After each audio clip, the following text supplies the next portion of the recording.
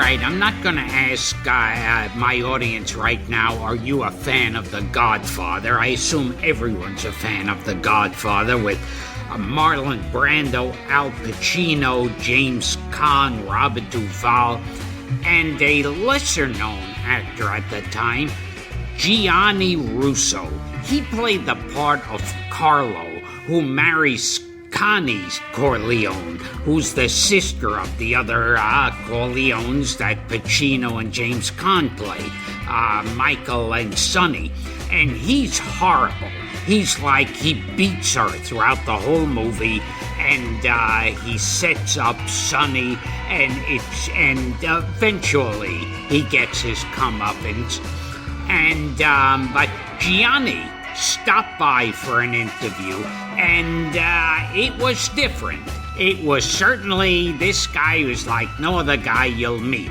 And he talked to us about everything, about his real-life connections with the, biggest families, biggest crime families, and also taking acting lessons from Marlon Brando to possible affairs with Liza Minnelli and Marilyn Monroe.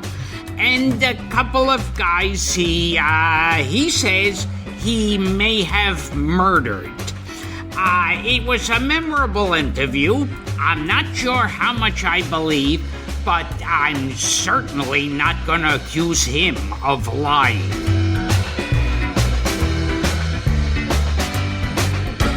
Hi, this is Gilbert Gottfried, and I'm here with my friend and co-host, Frank Santopadre. Hello, Gilbert. Hello. And this is the amazing Colossal podcast. Now, if there's anyone out there, I mean, how can you not be a fan of The Godfather? It's one of those movies you cannot turn off when it comes on. Comes on, it's like if you watch like a second of it, you got to go, oh, this next scene, I got to see. And then 3 hours have gone by. Yes. Yeah. And one of the, the greatest moments is there's a guy, Carlo, who marries Talia Shire, who's Michael Corleone and Sonny Corleone's sister. And he turns out to be a real bastard. And a rat, right. Yes, and a rat, and he beats her, and then James Caan comes after him and beats him up. And then the ending of The Godfather, I don't think this is a spoiler, because everyone has seen it. Shame on you if it is. Yeah, is when Pacino tells him he's out of the family business and he's just sending him off, and that's his punishment. And he gets in the car, the front seat, and behind him, Richard Castellano goes, "Hello, Carlo," and wraps a cord around his neck. It is great. And we have him here tonight. Yes. Yes. They dug me up. Yes. Gianni Russo, who Yes. played Carlo in the original Godfather. Johnny, thanks for doing this. What, is an unoriginal one? No, well, as opposed to the second two. We won't talk about the third one. No, please. No. Now, how did you get the part in The Godfather? You want the truth or the LA bullshit? Either one. Well, I'll give you both versions. Anyway, I always wanted to be an actor, and I made a few dollars early on in my life, fortunately. And I read the book, and I'm sitting at the Palm Restaurant many, many years ago, and Rocky comes over to me, and he says, "Johnny, that guy wants to talk to you." And I used to go there every Sunday night before going to Studio 54. Because Sunday night was invitation only. So the guy comes over to me, and his name was Al Ruddy. And I didn't know who Al Ruddy was. And he says, "What do you want to talk to me for?" He says, "Well, I know you know people." I said, "It's all lies, because I don't know who the guy is. Maybe he's wired." Long story short, I straightened out a couple of things for Ruddy. And Ruddy is the executive producer of The Godfather. He had the rights. He met with Mario Puzo, and he brought it to Paramount. And I said, okay, maybe if I can straighten this out for you, I don't know if I can, but if I do, I want to play Michael Sonny, or Carlo. Typical Hollywood bullshit. Oh, yeah, don't worry. You got the part. And now they have a problem, a bigger problem than they really had with Joe Colombo. Now the gates of Paramount were blown off the hinges on Melrose. And we've all been to the Paramount lot. Sure. That's a big gate. And they knew they had a real problem with the mob.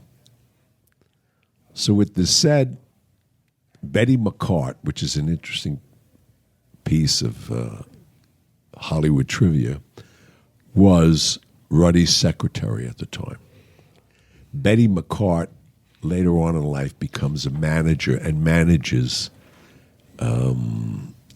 what's his name, a major guy from Magnum P.I. Tom Selleck. Tom Selleck. She becomes his manager long before that. So she calls me, says, they're really having problems. You better help them. So I said, I'll do. So they all just left. They all ran like we're little rats from L.A. They take a flight to New York, and they were all hiding in the Sherry Netherlands. Bobby Evans, all of them, because they think they're going to, they got to get this straightened out. And that Charlie Blue Dawn just bought Paramount, Gulf and Western. And I could say this because I don't care about Charlie Blue Dawn or anybody. Charlie Blue Dawn had connections with the mob in Milan, and he did not want that to come out. So that's what the threat and the rumor was all the time about they were ready to pull the plug out, because Charlie Blue Dawn, the last thing he wanted to do was make a mob movie. And they're picketing the FBI building down on Madison Avenue about anti-defamation and all that. I mean, it was all bullshit. So I just read the book. My ego, I'm a young kid. I'm 26 years old. I have a triplex brownstone on 85th and 5th. So you can understand I had a few dollars. And I wanted to make a movie, but I wasn't going to go try out and read for bullshit. So I said, here's what I'm going to do. I said, I could straighten this out. And I didn't know if I could. And I said, why don't we have a sit down? Because they all read the movie, the book, obviously. Most of them didn't know what a sit down was. They thought it was a chair. So I would go down to the league office, which was on Madison Avenue, and I meet with Senior. I says, you're missing a great opportunity. You're selling these stupid buttons for $1. $1 of buttons supporting the Italians.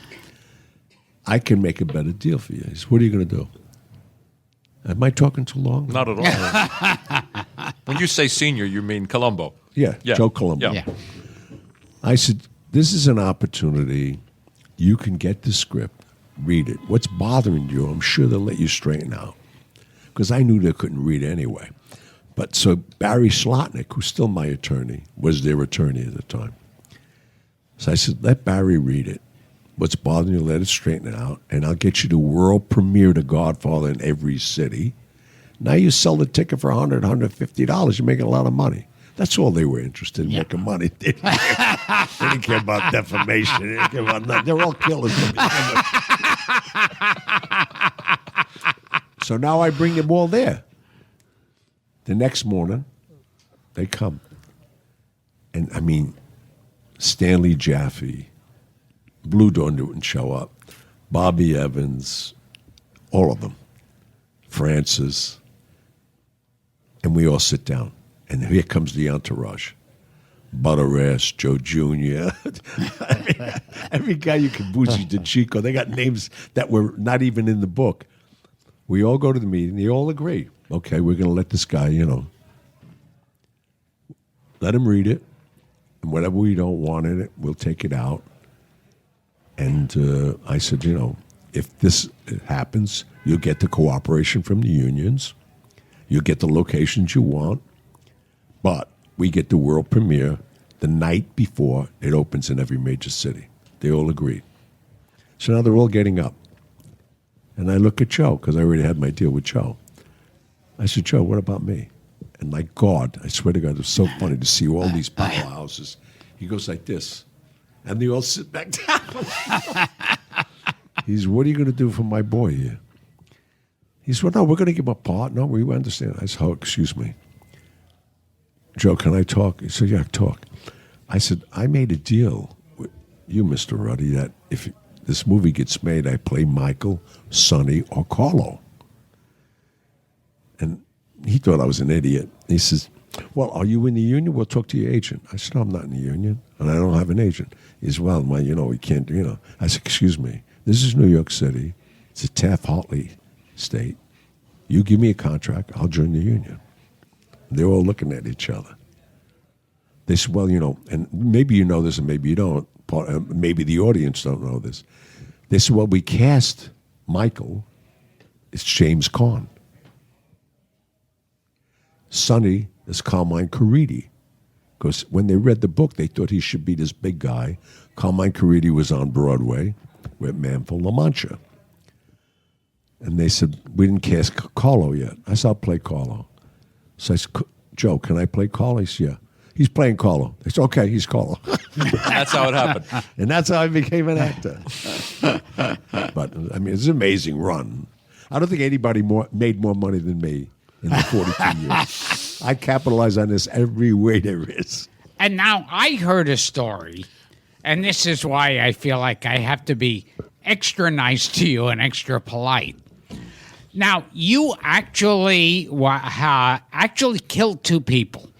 3. 3? Don't sound short. Wait. Oh, where'd you hear the Vegas ones? Whichever.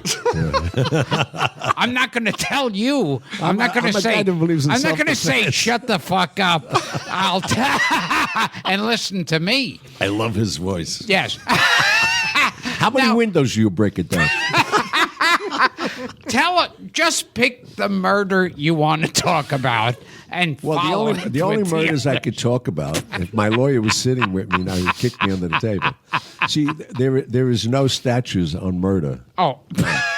So I can only talk about the ones I was convicted on. Okay. Or tried on. I'm fine with that. But they were all self-defense. Yeah, can you... See, what I do, I allow... Like let's say this poor guy gets mad at me. I let him cut me first, and I kill him. And you're the witness. You cut me first. And I would be the first one to just throw him under the train and say, no, he attacked him first. That's right. Yes, I wouldn't want to be. So how did you find that out? No, I heard you talking about it. One was a guy, I think you were managing a casino or something. No, I owned a casino. You owned a casino. State Street, yeah. Okay. And that was the Lorenzo Morales. Oh, okay. The underboss to Pablo Escobar. And so, could you tell us that story? Oh, sure. I could tell you anything. I don't give a shit about nothing. You don't know about me. Believe me. Look, if you killed 3 people, it wouldn't surprise me. No, I didn't say I killed 3. I killed 3 that I was tried on. Oh. There may be more out there. I don't know. Well, just the ones that we have some evidence on. Right. We talk about. Not enough evidence for conviction, though. I never slept in the jail. So you were managing a. You own a casino. It's called Gianni Russo State Street. I'm sorry. A legend. I'm sorry, legend sir. Place. No, Sinatra performed for me. Everybody performed for me.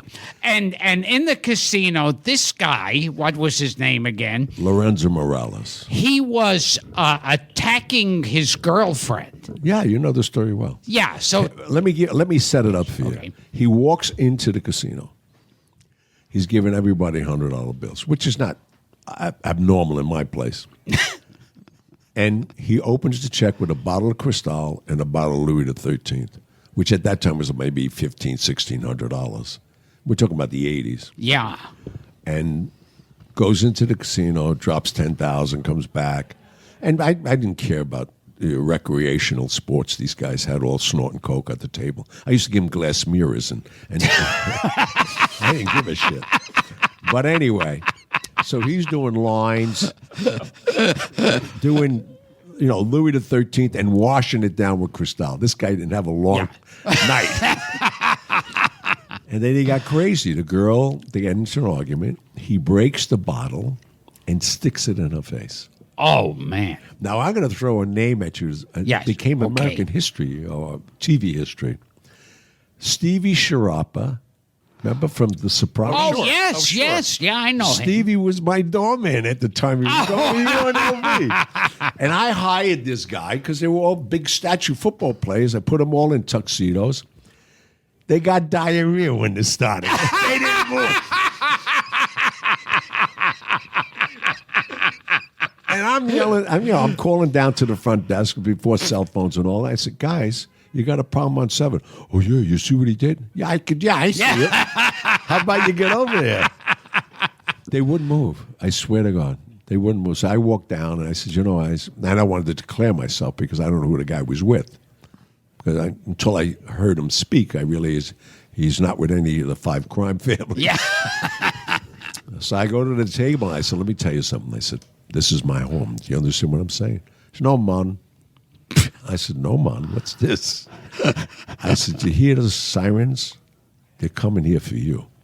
Now, I don't want to know anything about it. Just get out of here. This lady needs some attention. And he goes for the girl. I said, no, she stays here. He said, no, she comes with me. I said, no. I'll tell you one more time. Get out of here now, or you're going to get out of here in a black bag. And with that, he goes for the girl again, but I don't know. He still has the bottle in his hand. He goes to me and he slits my throat. Now, this is going to sound ridiculous to you. So you went away from the mic. He slit your throat with the broken bottle. Fortunately, I was agile enough. He didn't get my neck. He got my chin. Yeah. What really pissed me off, Jack Weiss, who makes my shirts in Beverly Hills, I waited 6 months for this pink Sea Island You're worried about your shirt. I'm looking down. There's blood all over my shirt. I said, now you fucking pissed me off. Fuck her. Get the fuck out of here. He's, fuck you. I said, no.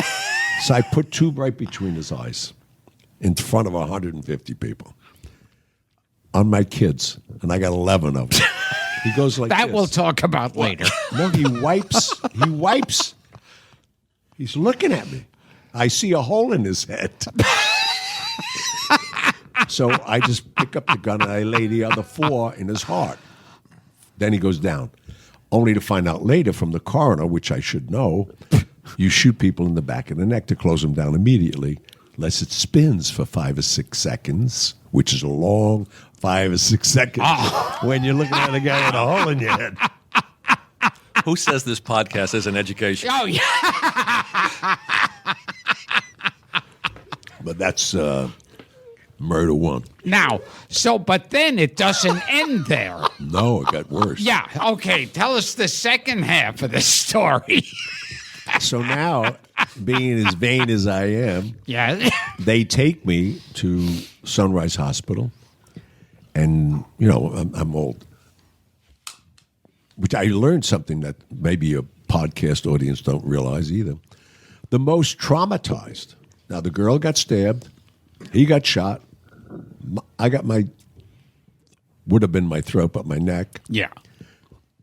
They come in. They take him first because he's the most traumatized. I said, the guy's fucking dead. How about the girl? The girl is bleeding for a half hour. But that's how it goes. Wow. Is that weird? And didn't you have to have a meeting then after that because you killed this guy? You had to go to South America or something? Or the I Dominican went to Republic? Bogota. Yeah, okay. I went to Dominican first. Yeah, okay. We've done our homework, Johnny. Well, I came up to see John Gotti, Yeah, okay. who we grew up with together. And I said, John, I went to the club on Mulberry Street. And I wasn't supposed to leave because this was now Monday. And this happened Saturday night, like 3 o'clock in the morning. I had to wait for Murray Parks, my plastic surgeon, to come from Beverly Hills to take care of my neck. I was going to have some ER guy. I'd be walking around like Quasimodo over here. So that night, I realized when I come home, there's a Marielito in my apartment. I had a building that I had called the Marie Antoinette, the only 8-story high-rise. And there was a whole thing with the kids and all this. So we brought somebody in from UNLV again that knew the Colombians and what that means. And she said, you're marked for death, but you're going to die last. Your whole family, they kill first. They avenge. So I left. And I told Rex Bell, was the district attorney. I said, Rex, I know I'm not supposed to leave for 21 days. I'm out of here. And I fly to New York, and I meet John. And John and I were always on the edge. He always hated me. I hated him. Not that I don't hate anybody. But he didn't like me because I got to certain positions in life before he did. So he said, oh, now you're a killer, this, that, and the other. I said, John, we got a problem. He said, no, you don't. I don't have a problem. I said, I got to get to Bogota. He said, what? I said, I'm going to Bogota. I'm straightening this thing out. And he was very happy to make the arrangements because he thought that was the end of me. I'd never come back. So I go stop at the Dominican and meet with certain people. They set up a meeting for me. The only thing that felt good for me to meet was they were going to meet me in a church. That's how stupid I am. And so I met Pablo Escobar. I met him for about 2 seconds. And I was in the back of a truck with a bag over my head. And they captured me for like 24 hours. And then we started, what they were doing in this torture room that they had. And the Godfather saved my life. He kept looking at me. This is a classic story. He said, I know you. I said, you don't know me. I said, but Pablo, you have a daughter the same age as my daughter. My children have nothing to do with this. And we start talking. I swear, this is like a joke. You couldn't write this stuff. The next day, he comes down with an 8x10 picture of me. God. He says, you were Carlo in The Godfather. I said, yeah. He says, why'd you say that? So being in The Godfather saved your life. It saved my life, but the next 24 hours while we were waiting, he was trying to get, his brother to come in so we could sit and talk about it. He's playing Michael Corleone, and we're doing lines. The guy's nuts. Wow. But now the second half. Oh, no, the brother. Oh, yes. So they reassure me that that they're going to straighten it out. Don't worry about anything.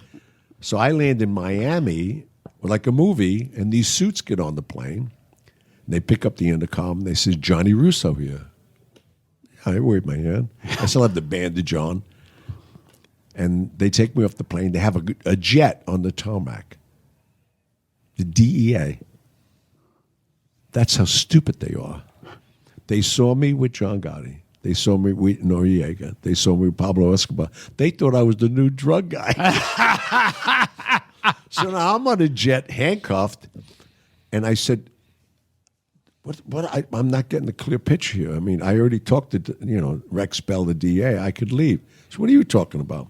That's why I killed a guy Saturday night.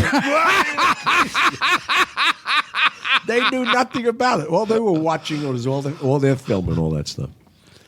So then they wanted to set me up as a decoy to get the brother, because he was like second most wanted man in the world.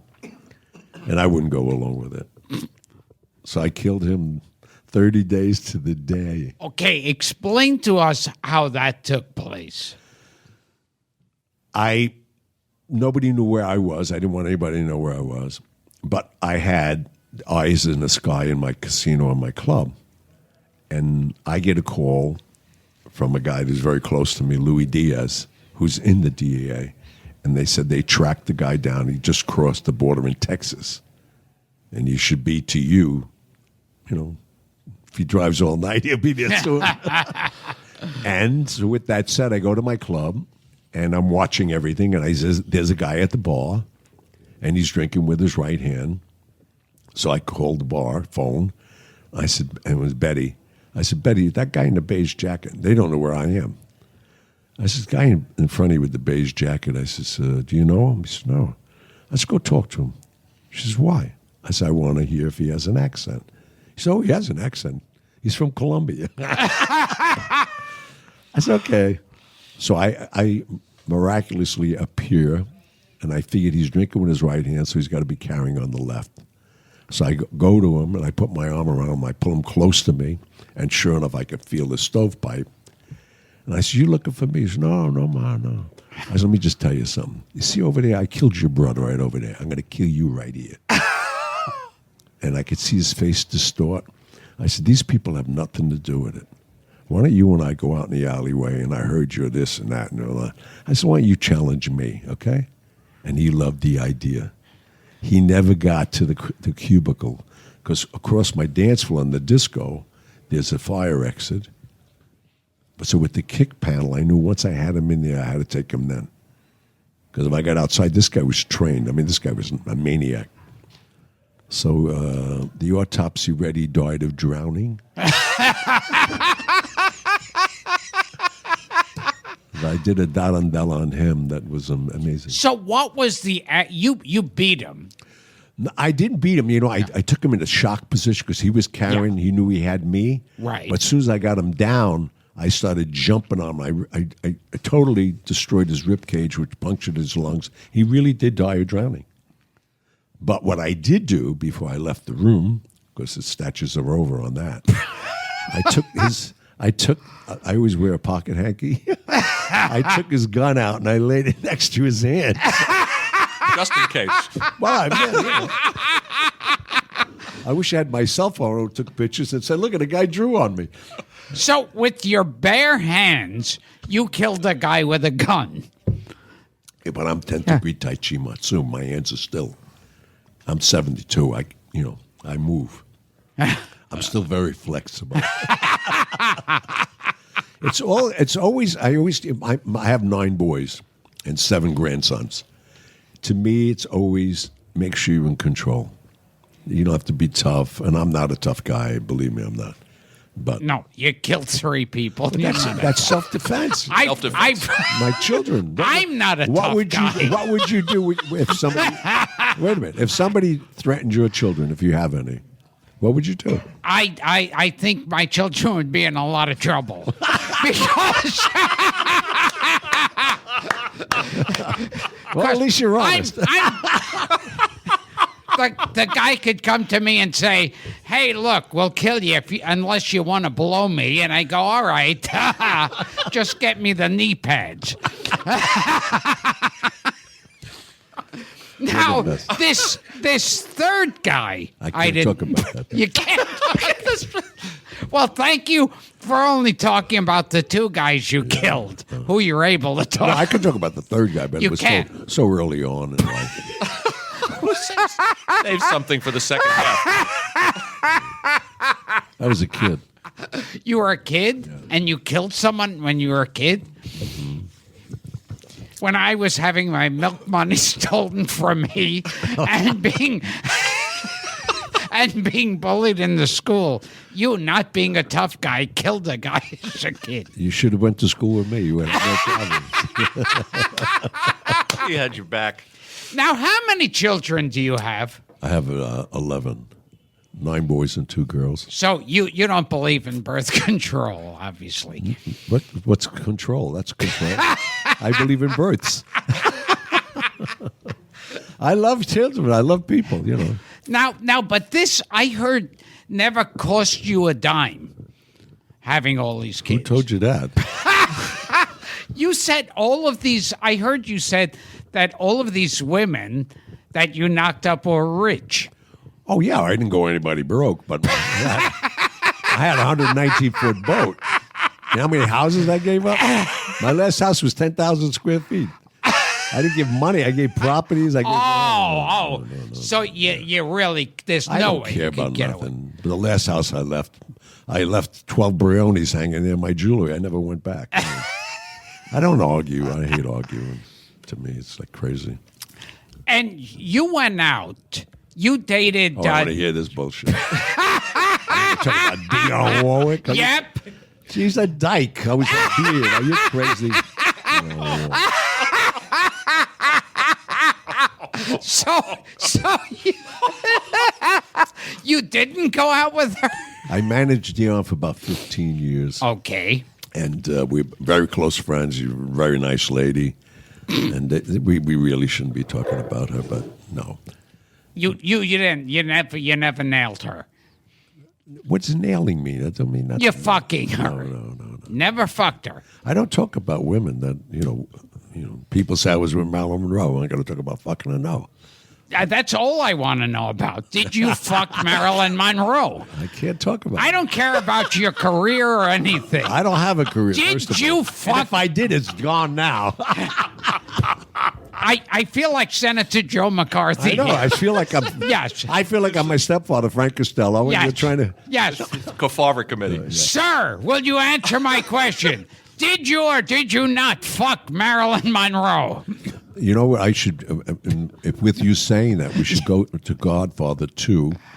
And I should get your brother from Italy sitting next to me. And you will withdraw that question. And I want an apology. Let me try to restore some semblance Now, of order. what about Liza Minnelli? Did you fuck Liza Minnelli, sir? Liza Minnelli It's and I, hopeless. we used to party, man. Liza and I fell in love with the same girl. Oh, Is okay. that Here we weird? go. Here we go. Let's hear Emelita about it, Johnny. Escoval. I'll never forget it, man. So both you and Liza were in love with the same. Did you fuck her together? Yes, You did? of course. So you, Liza, and this other girl all had a threesome? I'll tell you a better story than that. Liza I and can't imagine Is there a better story than that? Oh, yeah. Liza and I destroyed Dionne Warwick's house. How did you and Liza Minnelli and some girl you were also, the two of you were fucking, destroy Liza Dionne It's Warwick's funny house? because Liza and Dion both worked at the Riviera Hotel, and Joe Torres owned it. He was out of Detroit. Every hotel was controlled by a family. With that said, Liza is staying in the house that Dion bought, was renting to the hotels for the stars to stay in. And it was all, flock and foil wallpaper, shag rugs. So we decided to have a fettuccine contest. Liza and I, she thought she cooked better than I cooked. And the supermarkets, fortunately, they're open 24 hours a day. So we go get grocery carts. We can't see what our ingredients are. And we invite a bunch of people over. Now, there was a show called The Bear Touch of Vegas. Don't ask me how I know all this shit. In the lounge at the Stardust. And this girl, Emelita Escovel, Emelita, if you're anywhere in the world, I live in New York now. And she used to come out of the ceiling on a silk rope in a cobra body skin. And I'm with Liza, and we both looked at each other. We said, we got to have her. Oh, my God. You had to see, forget the Kardashians' ass. This ass is like, forget this. And we did. We partied for many weeks. So you and Liza Minnelli were both nailing this girl. Well, half the cast of Vegas, too. And you knew Judy Garland, too, Oh, I Johnny. love Judy. Tell us a little bit about that. You You know what's so partied in her funny? Judy Garland was dating. How do you get all this shit? Judy Garland house. was We do a lot of research. Judy Garland was dating my one of my best friends, Jimmy Mack, who was a male model. And we used to go all the time to the apartment later on. It was like 4 or 5 o'clock, and when we'd leave Jilly's, like whenever. And this one particular night, she just closed somewhere, and she had all these roses, and she was always stoned out of her mind. So we go there, and we're all in the kitchen. The sun's coming up, and she's in the kitchen cooking. And she cut all the heads of the roses off and is mixing them in eggs, making a frittata with roses. The only reason I'm bringing it up is it's a strange that we're just talking about her daughter. And we're sitting down, and we're eating it. They're all smoking grass and do what they're doing. And we eat this frittata. It was phenomenal. With roses? Roses in it.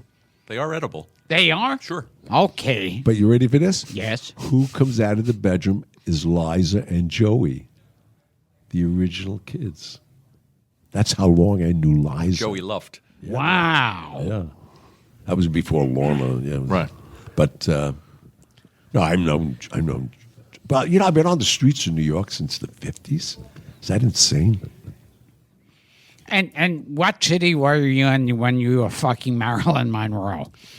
You know what? That's a sad thing because, Marilyn, I had to go to continuation school. It's so crazy. And I wasn't 16 yet. So, and I'm not going to go to some plumbing school or something. I wouldn't get my hands dirty. So they gave me what vocational school I can go to once a week. So I was always on, Broadway anyway. And I always remembered Wilford Academy up on top of Lindy's on 52nd Street.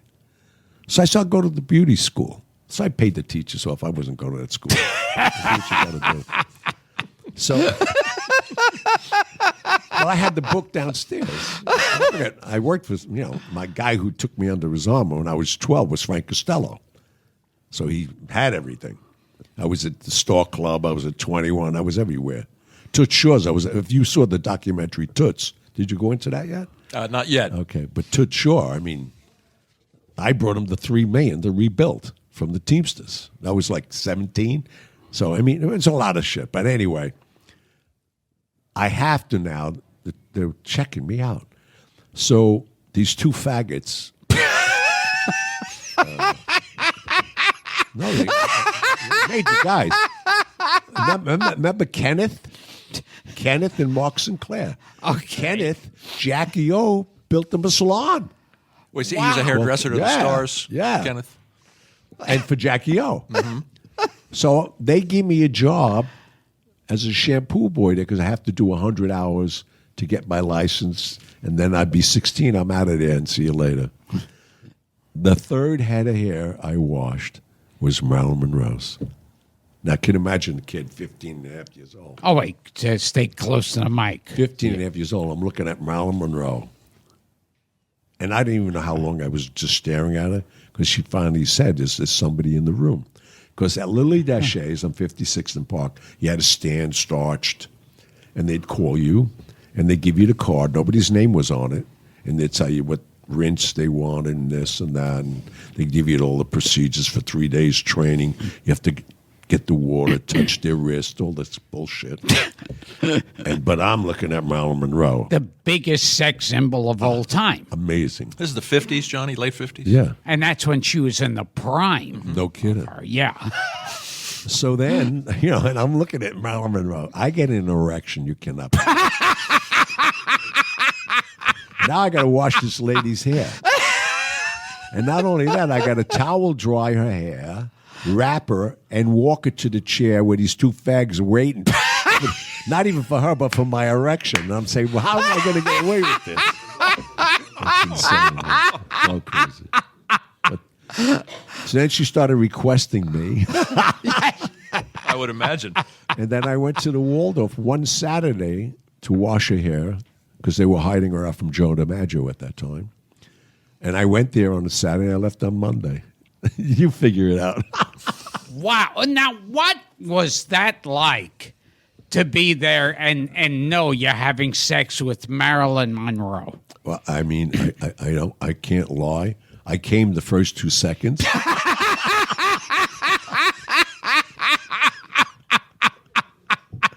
Marilyn Monroe. Yes.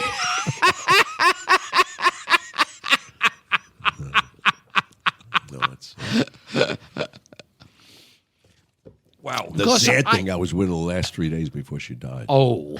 Up in Calneva. But I knew that what Sam Giancana was doing, and Sinatra got involved in it, which he had to because they were going to kill him.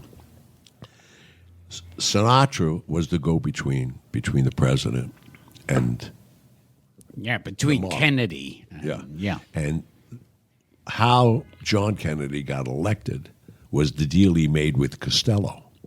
And the deal was, we'll get you all the votes. And Joe Sr. said, Kennedy, not Colombo, said that what we'll give you, we'll invade Cuba and give you the casinos back. And we all know that didn't happen. And then the biggest mistake John made was make Bobby Attorney General. And he hated his whole father's presence and all that bullshit. And he went after everybody that put his brother in office. And they got together and said, that's when Joe had the stroke. So they were going to try to do the same thing they did to Jimmy Hoffa. So when they brought Jimmy Hoffa to Chicago, they set him up, and they got all the pictures of him cross-dressing and all that. And that's why, till his deathbed, he said there was no mafia. So they were going to do again and Sinatra lured them there. And Joe Kennedy showed up, and so did Bobby. John didn't show. And at that time, Joe was in a wheelchair already. And we're all around the pool. And what they did to Marilyn, I'll never forget Sam for that, and Giancana. I mean, they strung this girl out so bad. And she was screwed up to begin with. But they were trying to get John and Bobby one more time with her and film it, and then that would bury it. It never happened. 3 days later, she was with Bobby. And I registered this in the United States Literary Congress in a book that I wrote, because I have all the documents that nobody else can do and prove I have it. 3 days later, she was dead because she was going public. Because John fucked with her, Bobby did, and she wasn't going to let it happen. And you put this in a book. Oh, it's in a book. Mm-hmm. And that's why when they want to exhume the body and all of that, it's all bullshit. Because they used oxygen to kill her, first of all. And it wasn't the drugs and all the bullshit in the room. It was nothing. We all have, I forget the technical name of it, in our groin, an opium, one of the largest arteries. And all you have to do is put air bubbles in it, and you'll die. So you exhume the body. She died of oxygen. So she was going to go public about fucking both Kennedys. Yep. And after the Madison Square Garden birthday. Oh, wow. You were you at that? Yeah, Jackie went crazy because she wasn't there. And when Marilyn got up there and said, "Happy birthday, President," that was it. Jackie went fucking nuts because she already had meetings with Joe Sr. that she was going to leave him prior to the re-election. There would never be a Catholic president being re-elected if he got a divorce from his wife. I wish you could see the look on Gilbert's face. Yeah. This is Listeners.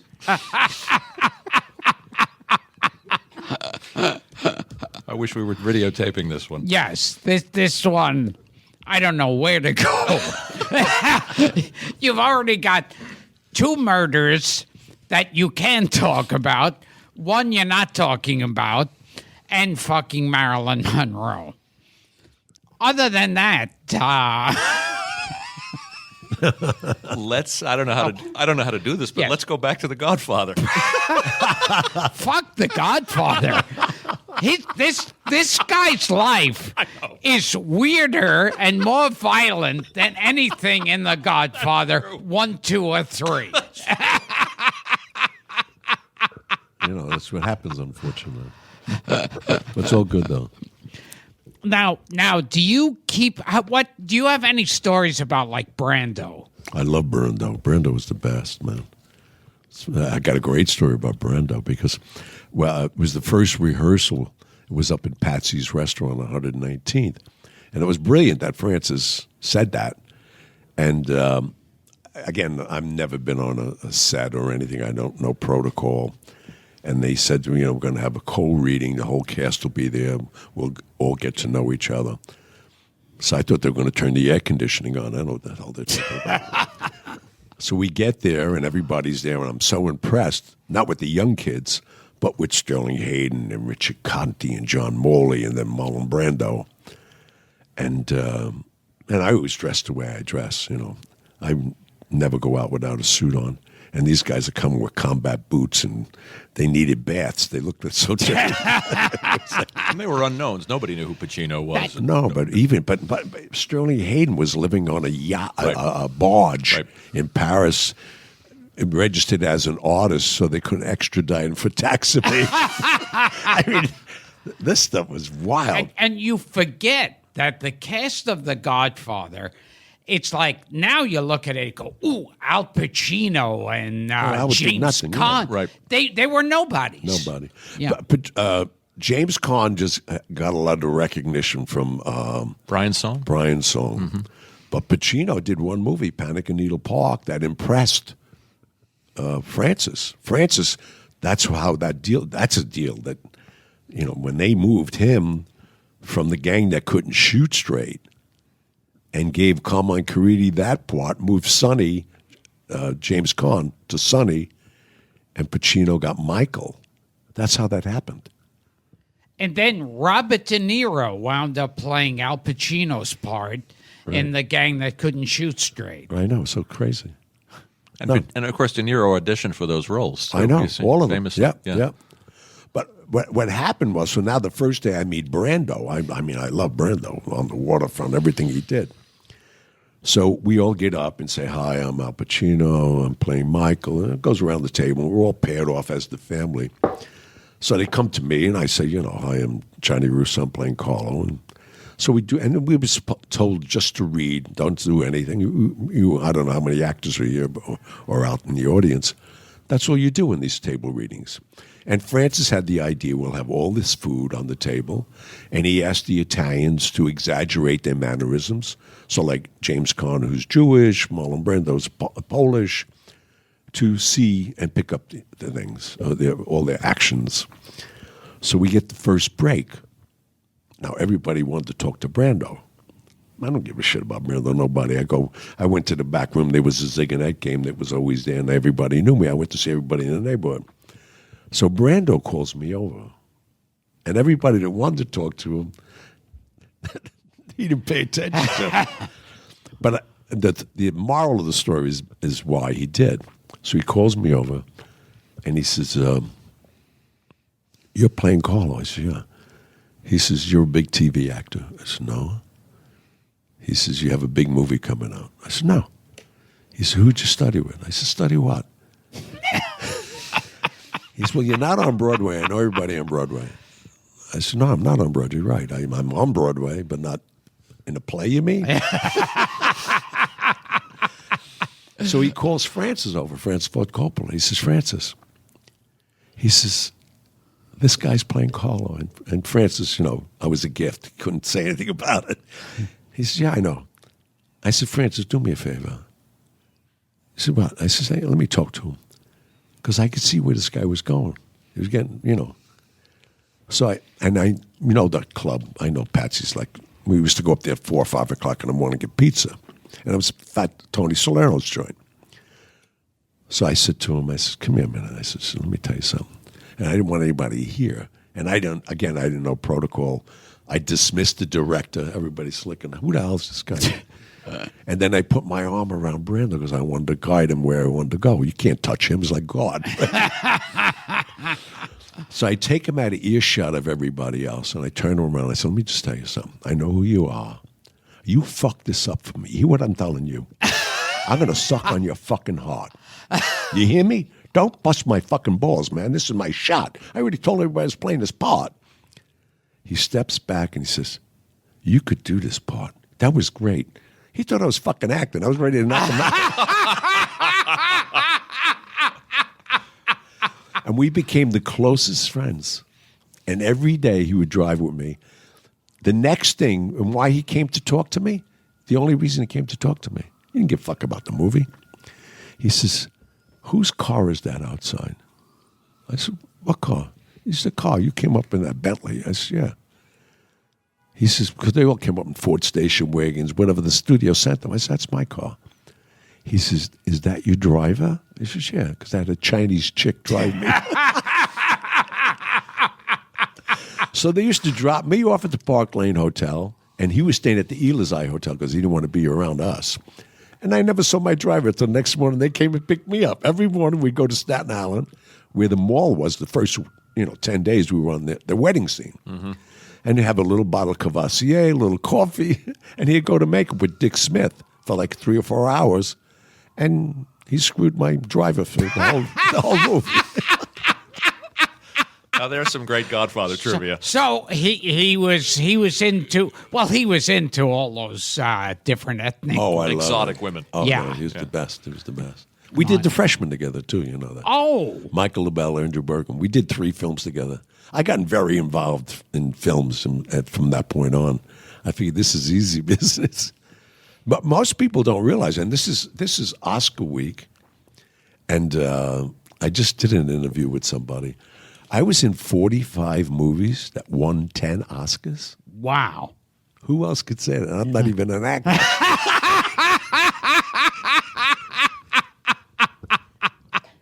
Now, I heard, was Brando also giving you pointers on acting? Oh, yeah, no.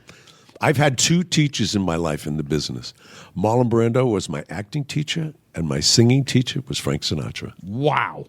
And you were fucking Marilyn Monroe. Oh, yeah, and a couple of This is like 3.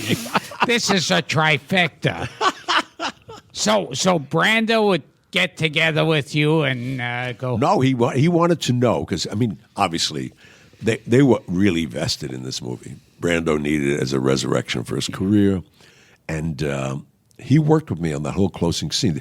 I think the only scene, other than the physical scenes, was the closing scene with Pacino and I, who's an amazing actor.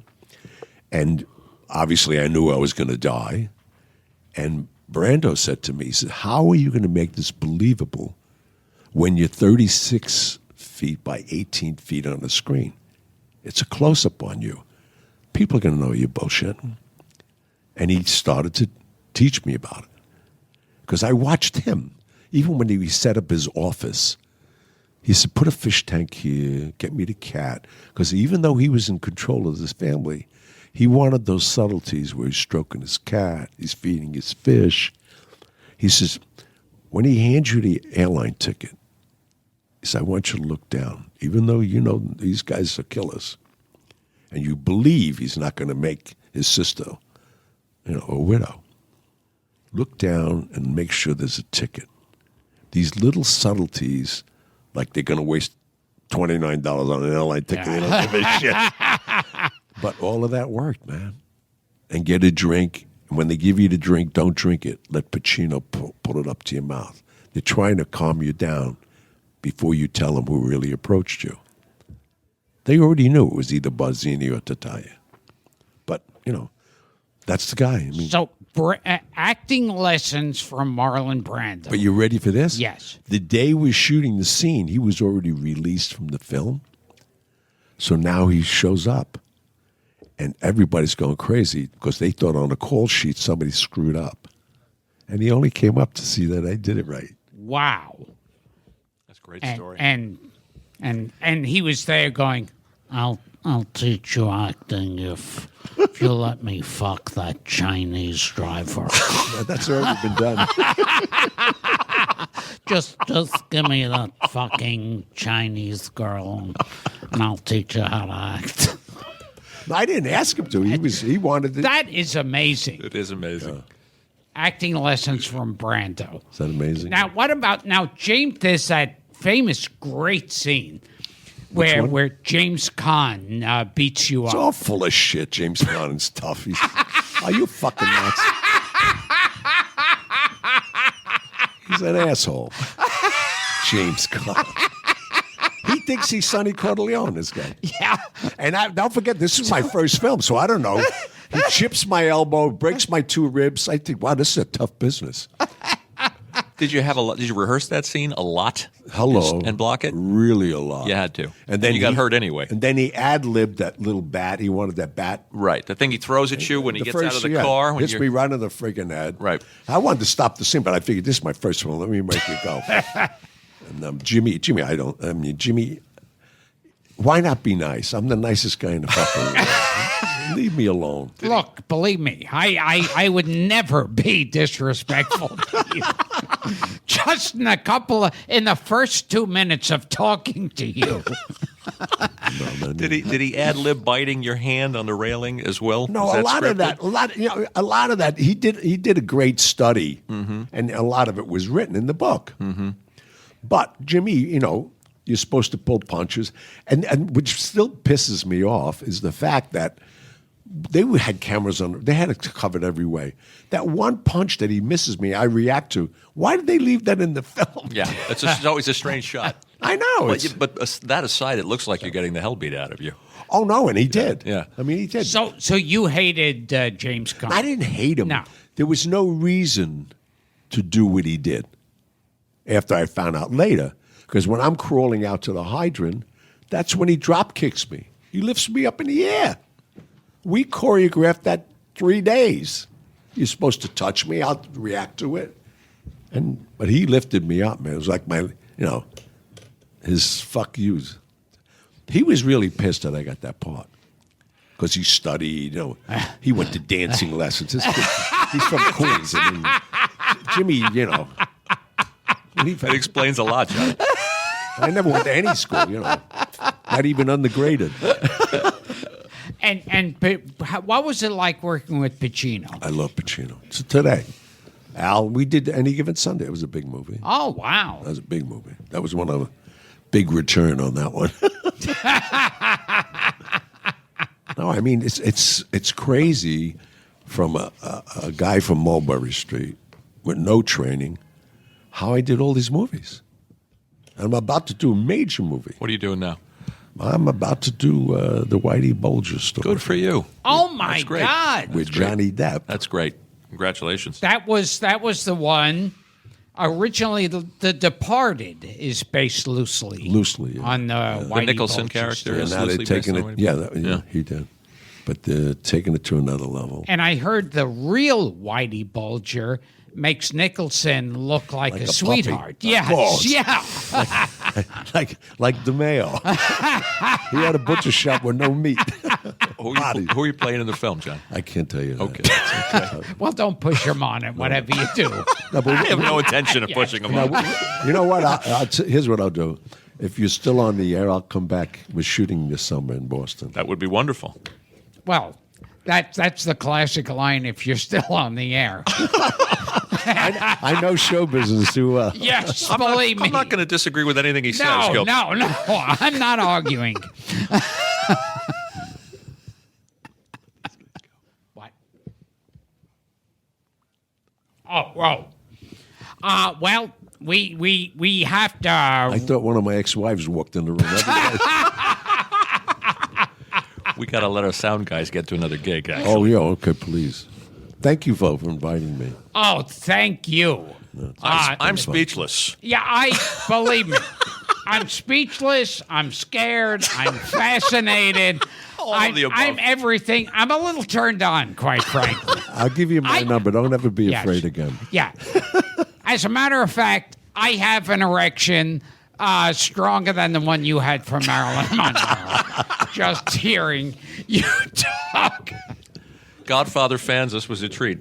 Thank you, John. Thank you. So we were talking to, we are still talking to Gianni Russo, and we're wrapping up now. This was, and we have to have you back for more. It'll be my pleasure.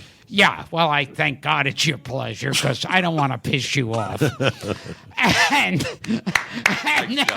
thank you, Gianni Russo, Carlo in The Godfather. And I'm Gilbert Gottfried, and my co-host is Frank Santopadre, and this has been the amazing Colossal podcast. Thank you again, Johnny. Thank you.